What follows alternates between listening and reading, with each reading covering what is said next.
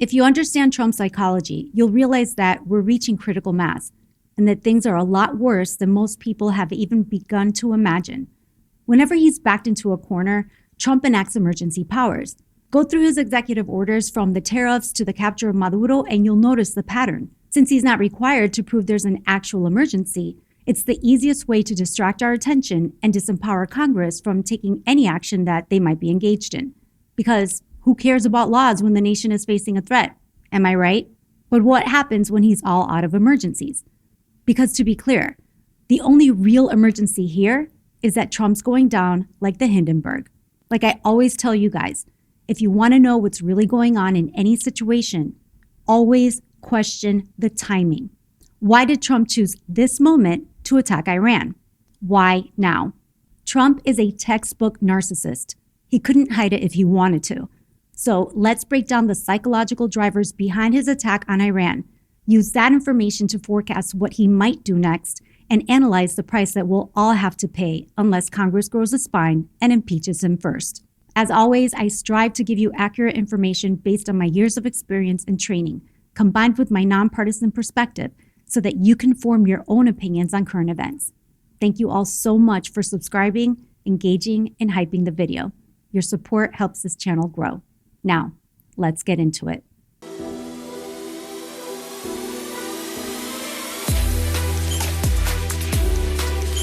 Now, before we break down what's going on with Trump, let's address the elephant in the room, the argument that Iran is a dangerous rogue actor that needs to be stopped. This is the point of contention because no one's contesting that Iranians long for change, but it's not our responsibility to give it to them, nor are they in a position to take control of their own land. To be clear, Iranians aren't any more free now than they were 2 weeks ago. Ali Khamenei was the spiritual leader of Iran, but the power lies with the IRGC, the military faction. It's split into 31 cells known as the Mosaic Defense. Each cell has its own command and acts autonomously, a strategy designed to prevent single-point failures. So although Ali Khamenei was killed, the regime is still very much in place, just like Venezuela's government continues to operate regardless of Maduro's capture. And to be completely honest, that's not a bad thing for the US, because the Iranian regime has always served as an important counterbalance to Israeli domination. If Iran goes down, Israel will be the only power in the region with nuclear capabilities. And what does that mean for us? That we lose all leverage in the Middle East. Think about that. If that happens, we'll have no one to blame but ourselves. In 2008, Congress created the Qualitative Military Edge, legally binding us to grant a minimum of $3.3 billion annually in military aid to Israel, and to ensure that it can defeat any credible conventional threat while sustaining minimal damage. But that $3.3 billion figure is a far cry from what we actually send them. From 2024 to 2025, we sent Israel a staggering $18 billion. Not only does that eat into our own resources, it leaves us powerless to deepen ties with other actors in the region. The Edge was created to be revisited every 10 years, and the last time that it was renewed was under Obama in 2016. It's now 2026. It's time to reconsider the Edge. It was a stupid move because we've literally created a rival superpower and handed it control over not just the Middle East, but our own dealings with other nations, and also other nations' dealings with each other. For example, if India and Pakistan strike a deal, but Israel doesn't like it because it doesn't benefit them, then what's stopping them from stepping in and influencing the outcome? What does a world where Israel has the final say look like for the rest of us? No matter what the headlines say about Iran, the truth is that we need Iran. The second glaring problem is that there's no follow-up in place, which of course will create a power vacuum. And the third problem is that Trump's acting like a solo artist. And the last time I checked, we still had a constitution. Finally, to the great proud people of Iran, I say tonight that the hour of your freedom is at hand. Stay sheltered. Don't leave your home. It's very dangerous outside. Bombs will be dropping everywhere. When we are finished, take over your government. It will be yours to take. This will be probably your only chance for generations. For many years, you have asked for America's help, but you never got it. No president was willing to do what I am willing to do tonight. Now you have a president who is giving you what you want. So let's see how you respond. America is backing you with overwhelming strength and devastating force. Now is the time to seize control of your destiny and to unleash the prosperous and glorious future that is close within your reach. This is the moment for action. Do not let it pass. This is a disgusting, outright mockery of the Iranian people. He knows good and well that they don't have the weapons to take control. He knows that there aren't any known alternatives, no clear contender that's able to take over, and no infrastructure, even if there were. He gets on his soapbox and smugly tells them, hey, I gave you what you wanted, so that when things go sideways, he can blame them. Well, they weren't ready. I gave them the chance of a lifetime, but they f***ed it up. This is typical narcissistic behavior. They set you up for failure so that they can wash their hands of all accountability. It's a pathetic lowball tactic. The worst case scenario is that Iran is destabilized because power vacuums are breeding grounds for ultra-violent civil unrest and terror. The costs and blowback are broad, long-lasting, and expensive, both in resources and lives. We've already been down this road with Iraq and Afghanistan.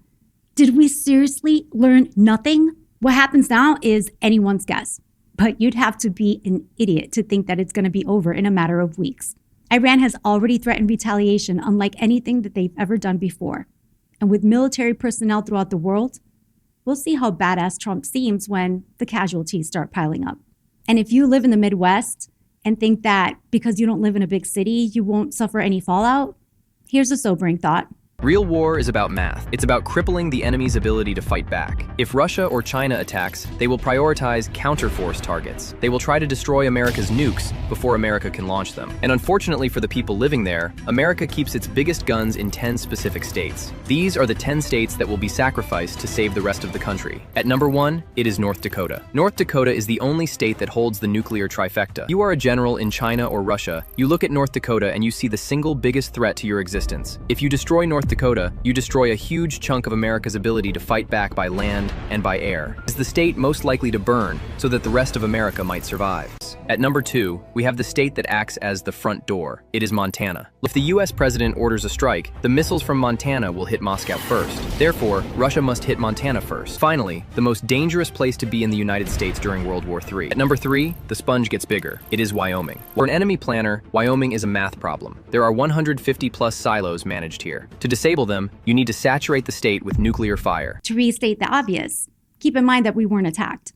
Trump himself claimed that June's Operation Midnight Hammer was, quote, a spectacular military success that, quote, obliterated Iran's nuclear program. So that pretty much annihilates any imminent threat claim that he's making now. Article 1 clearly states that only Congress can declare war. The argument is that this was just a strike. But Trump himself said that it was a war, making this strike unconstitutional. Trump knew that he wouldn't get congressional approval, not even with a Republican majority. So instead, he went ahead and did whatever he wanted anyway. The AUMF resolution of 2001 gave the president leeway to use all, quote, necessary and appropriate force against any nation involved in the 9/11 attacks. But Iran wasn't involved in 9/11. The group of hijackers was made up of 15 Saudis, 2 Emiratis, 1 Egyptian, and 1 Lebanese. They were primarily indoctrinated by Al-Qaeda-affiliated networks in Hamburg, Germany, and Al-Qaeda originated in Pakistan and Afghanistan, where the hijackers were trained. Iran had nothing to do with it. In fact, both Ali Khamenei and then-President Mohammad Khatami condemned and denounced the attacks and the terrorists who carried them out. They held a candlelight vigil for the victims and observed a moment of silence during a soccer match in Tehran on September 13th. To invoke AUMF now, almost 25 years later, against a nation that had nothing to do with 9/11 and whose threat load has recently been obliterated, is a stretch. So why do it? What did the US have to gain? Nothing. No matter how many times Trump tries to frame this as insurance against future attacks in the US, it just isn't true. This wasn't about what was good for our country, but about 2 things.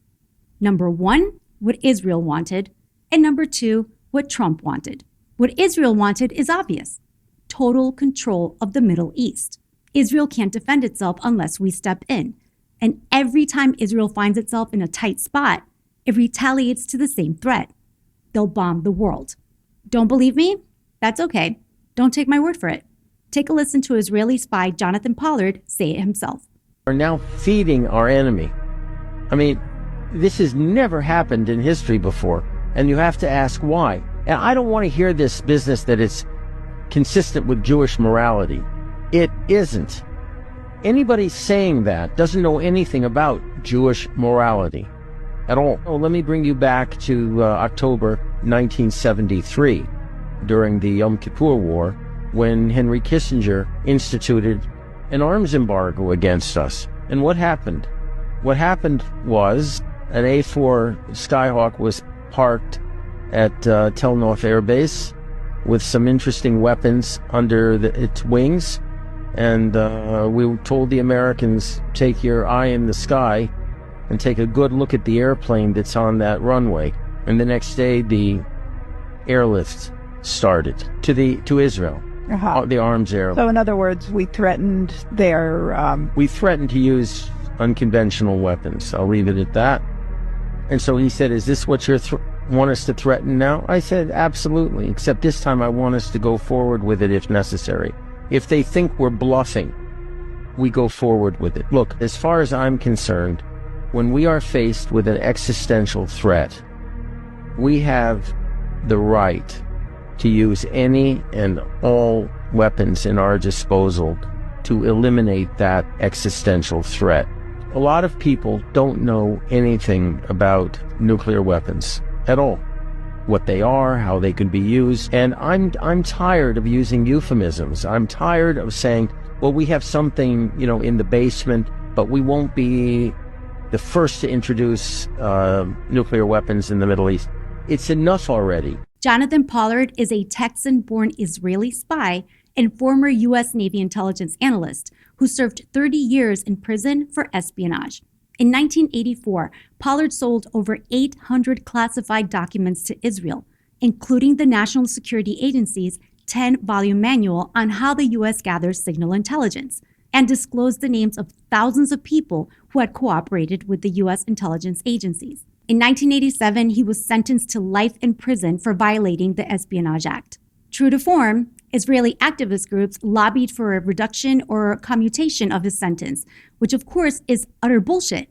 But shamefully, Barney Frank, Chuck Schumer, John Kerry, and Dan Quayle all agreed. Bill Clinton almost released Pollard in 1988, but was stopped when CIA Director George Tenet threatened to resign if he did.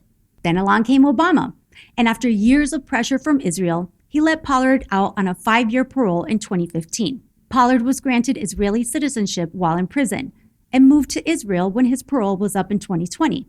Netanyahu gave him a hero's welcome at the airport, declaring, "You're home," while presenting him with an Israeli ID. A Texan. Let that sink in. To this day, Jonathan Pollard is considered the most damaging spy in U.S. history. So, if he says Israel makes these threats when cornered, then why shouldn't we believe him? What confuses me is that we have nukes too. So what the f are we doing? The question is putting our soldiers in harm's way without just cause, under the order of a foreign nation, tantamount to treason? I guess we'll see. How Congress reacts now will either save our republic or push us further into decline. If they stand by with their thumbs up their ass while Trump demolishes the Constitution, if they fail to investigate him for his involvement in the Epstein hoax and gather the proof to impeach him, then they should all be unseated at the next election. Every single one of them. They've had plenty of chances to rein Trump in, but failed every time. If they don't have the spine to uphold their oath now, then they don't deserve to be in office. And if we don't have the stomach to put our pride aside and get them out, then we don't deserve the Constitution. So I guess it's fair to say that Trump's probably been threatened with retaliation. And trust me, this is the perfect scenario for any narcissist, giving them the opportunity to get what they want while saving face and rejecting accountability. Because what Trump obviously wants is to avoid prosecution for the criminal acts alluded to in the Epstein files. And like Epstein said himself, if Trump sees himself going down, he'll drag us all down with him. All narcissists display the same 5 stages of control. Stage 1, love bombing. Together, we will make America great again. Stage 2, gaslighting. Doesn't the AG have to tell you if your name is... Well, I haven't been overly interested in it. You know, it's a hoax that's been built up way beyond proportion. Stage 3, devaluation.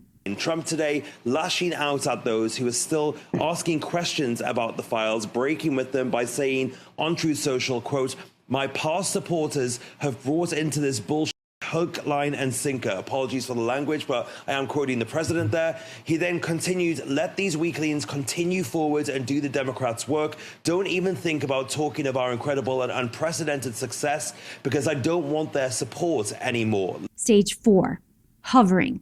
Our nation is back, bigger, better, richer, and stronger than ever before. And stage 5, deny, dismiss, and devalue. I have nothing to hide. I've been exonerated. I have nothing to do with Jeffrey Epstein. But if these tactics fail, causing them to lose control and the ability to keep up their facade, they spiral into what's known as narcissistic mortification, what they consider to be an existential threat.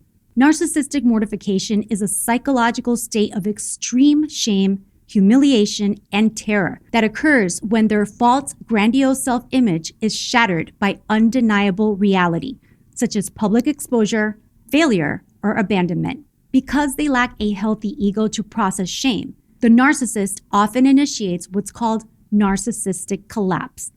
This is when they lash out and destroy everything around them, including their own family, to avoid feeling the pain of their own worthlessness. Just think of all the cases of familicide in the US, where men have murdered their entire families, sometimes before committing suicide, when their public image has collapsed, their financial frauds have been exposed, or they're facing financial ruin. Trump is reaching the point of narcissistic mortification right now. I want to be clear here. His erratic attack on Iran is just the beginning of how far he'll go if he's unable to avoid whatever he's implicated in from coming out. Records in the Epstein files document a survivor's account of her encounter with Trump in 1983 when she was just a minor, between 13 and 15 years old. The records were explicit and apparently credible, as the woman was interviewed by the FBI on 4 separate occasions.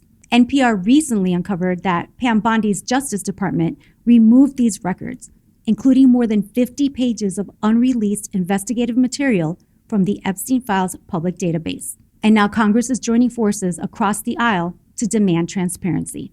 This is a very dangerous situation for our nation and the world to be in. Trump is the most powerful man in the world, a commander-in-chief with the full force of the U.S. military behind him. There is no telling what he'll do next. But keep in mind that his endgame isn't what's best for the U.S. It's covering up his shame. Failing that, he'll be lighting a match on his way out. At this point, our only hope is for Congress to double down on the allegations against him and impeach him before he can do any more damage. If they fail to accomplish this, we're toast. As Epstein said, Trump's a cornered rat, extremely dangerous and unpredictable.